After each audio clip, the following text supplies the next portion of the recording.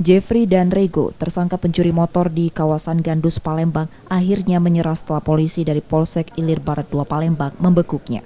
Tersangka ditangkap di rumah masing-masing setelah polisi melakukan pengintaian. Sayangnya, saat proses penangkapan, keduanya berusaha melarikan diri yang membuat polisi melumpuhkan keduanya dengan tembakan.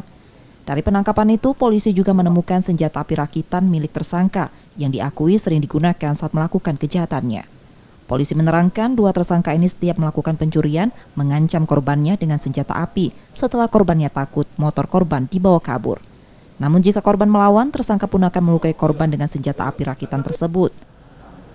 Motifnya begal ya, melakukan penganiayaan kekerasan, setelah itu mencuri langsung lari. Pura-pura jadi penumpang atau gimana? Enggak langsung, dia stopin si korban, langsung dia mendorongkan senjata, mengambil kendaraan, langsung lari. Pakai senjata apa itu bang? Pas senjata jenis rakitan. Senpi rakitan.